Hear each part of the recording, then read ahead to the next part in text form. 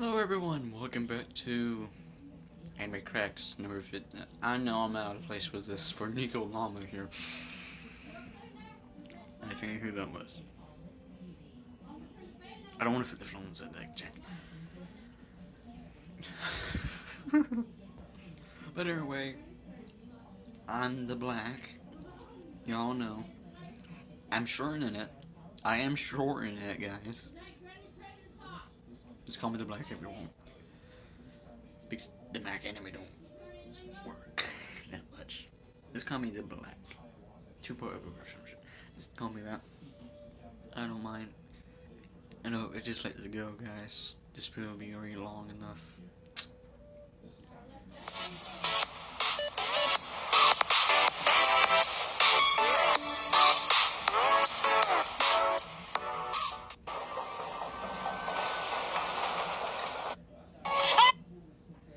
Being followed.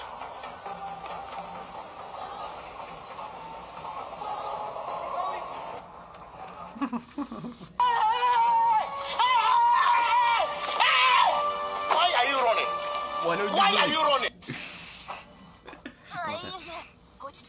No way. So your kid is a furry, whether you found out from them telling you or you found it on their internet history, just know that Everyone knows there's I'm nothing weird. to worry about. Anime. Don't worry. No. I gotta count.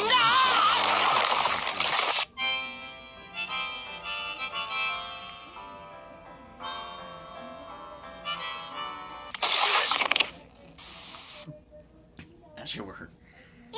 Hello. Welcome to Why did you come? Hey, Vsauce. Michael here. Thank you for coming. Please never come back again.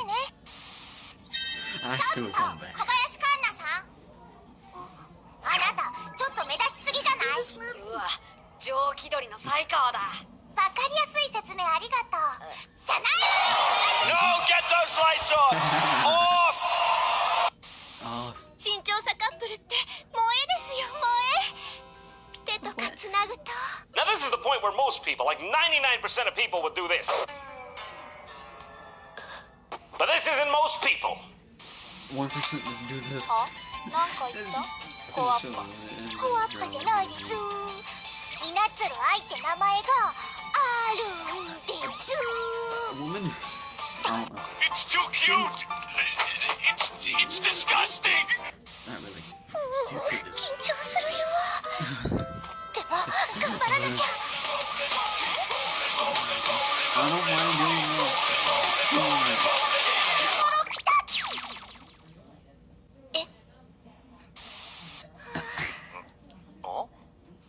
イチャイチャしているな。子供の体温あったかくていいですね。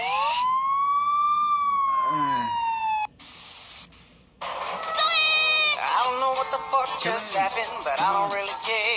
I'ma get the fuck up out of here. Shit, I'm out. Oh, there's.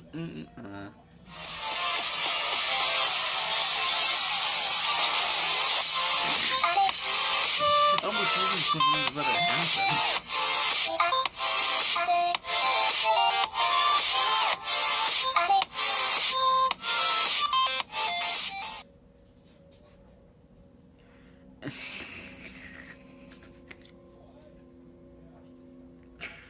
I forget how long this ago.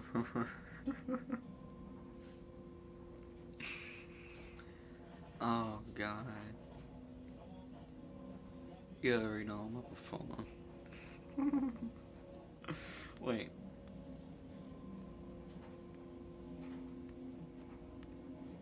That is not okay. It's been 4 minutes. I can do another video. All these is like, well, half of them is like minutes. Let's go do something else on he or she channel. Nothing.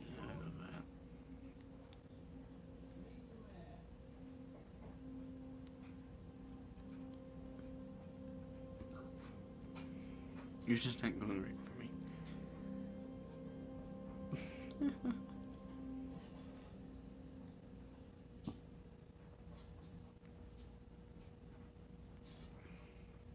Okay, that's nothing new.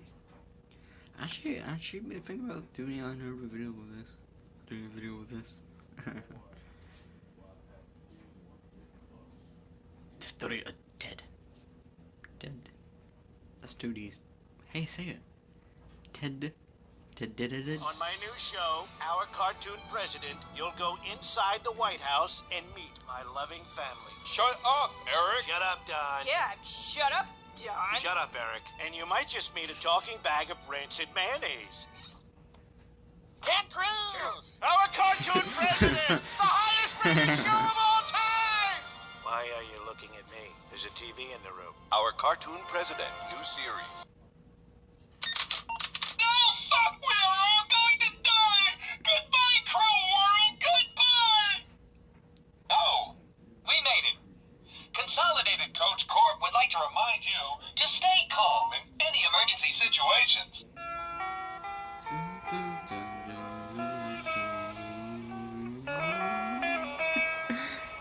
Trying to do that. Ted is the robot driver of the bus in transit and helps take our characters from one destination to another around the map. When the rockets that Maxie sent from the moon to hit the Earth in 1996 destroyed almost everything in its path, Ted survived. But as you can see, he is not in a good state. His uniform is torn, is tattered. As you could see, what was previously used to hide his face, which looks like artificial skin to make him look more human-like, has been torn away, revealing his brass metal skeleton and his glowing blue eyes. His left arm is completely gone, while the remains of his right arm hang limply, suggesting that he may be wired into the bus's steering system. And the only thing that Ted wears that is not damaged is the driver's hat. Ted kind of has a split personality. Sometimes he will be happy, and then sometimes he will be angry and take that out on you. And this is because Ted is designed and programmed to show emotion.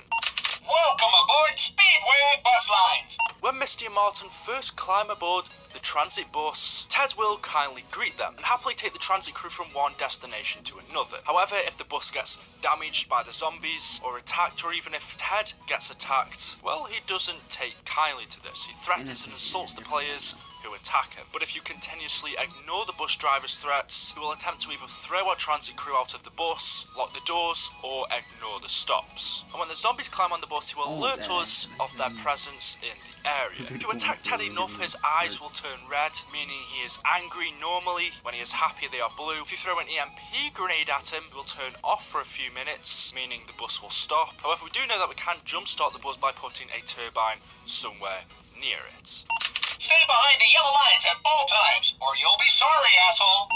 Keep fucking with me. See if I don't crash this bus and kill you all. Door privileges have been fucking revoked. Get behind the yellow line, or risk termination. I love that voice. Fuck you! Now I am not stopping. Fuck you! Get your ass off my bus. No free rides. Bus thieves will be punished severely. Hey, asshole! I'm telling you to stop, or I'm driving you off a cliff. This bus is out of order. A replacement driver has been notified and will be here in approximately 123 years. We're all fucked. That is the personality of Ted. As you can see, he has a split personality. He's a very interesting character. Now, as for his backstory, how he came about, why he's driving this bus, why he's even here, is really unknown. We really don't have much information on him, but he is one of our most famous characters, so I'm now going to attempt to tell you the story of Ted. Obviously built sometime before 1996, but suggesting by what Ted tells us, he says things like if you look out of your window to the right, you will see the Great Slave Lake. Well, Great Slave Lake is in Canada. Transit takes place in Hanford, Washington, USA, meaning this isn't Ted's original route. It seemed like before this, he was a tour guide, would take people around Canada or maybe even around the USA. If you listen to a few of his quotes, he says a few different locations. Yellowstone Park. Step off the bus to see beautiful Yellowstone Park. Attention passengers, next bus stop is the island of Hawaii. We're all going to drown. Grand Canyon dead ahead. Now crossing the Grand Canyon. Greenbrier Resort. Everyone off for Greenbrier Resort. Houston Astrodome. All riders off for the Houston Astrodome. If you look out the windows on your right, ladies and gentlemen, you will see the beautiful Great Slave Lake, the cleanest freshwater lake in the region. Touring around the US and Canada, the missiles from the moon then hit the Earth. Ted and his bus were damaged. All of the passengers on board and, well, around the world were killed. Ted survived, and as his bus was broken down, Russman and Stuhlinger came along. They saw the broken down bus, helped fix it, got on, and Ted drove them to the next location, which was Hanford, USA, where they picked up Malton and Misty. Once all four of the transit crew were on board, Ted then proceeded to take them on to their next location. But because of the blast from the moon rockets, Ted's programming was messed up. He would mistake his next locations wrongly. So, for example, he would arrive at town and say welcome to the Grand Canyon. He would arrive at farm and say welcome to the Harp Research Station, or welcome to Hawaii. So Ted, the driver of this bus, just take our characters from one place to another until they had finished what they needed to do, which was to activate the pylon. Once the pylon was activated, Ted was no longer needed, so the crew left him, went on to their next location, which was Die Rise. In the meantime, Ted being on his own, something terrible happened to him. Now, we don't exactly know what it was. We know he was missing for a long time. We didn't hear about him for ages. Then all of a sudden, recently, he's popped up again, but this time he is in zero base, broken. Ted is turned off. He is damaged. Something happened to Ted. He went from driving the bus to now being a piece of scrap in this zero base facility. We don't know if someone kidnapped him and has taken him to this base. Somehow he drove near this zero base facility. They captured him, because he is a talking robot. It's a bit weird. And then threw him in the scrap room. We also don't know if Ted's important. If he's here in this zero base facility, surrounded by one of the Origin staffs, the moon egg, the golden rod, these are all important items. Does this also mean maybe it's not a coincidence that he ends up driving our... It's just more than likely a reference to Greyhound Buses, the company he maybe works for. And what's most interesting is that he has the initials, or the letters, JD, scrawled across the left-hand side of his base. For some reason, I just recognise JD. I believe I've seen it somewhere else in the zombie storyline, but at this moment I can't quite put my finger on it. There's something mysterious and off about Ted that we have yet to discover. In the Zombies comics, I believe more information on this guy is coming. Something never has been right about it.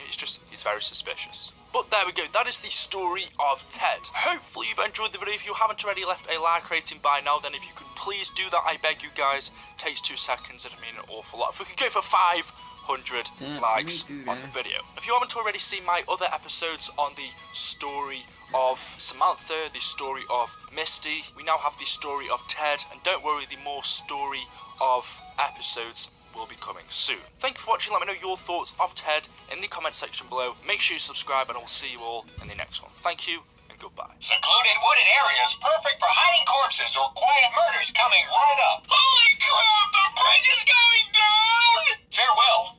I hope you enjoyed your journey with us. May I suggest you run?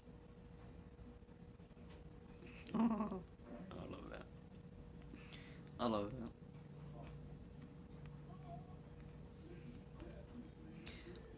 Can I grab this? Do the video if you...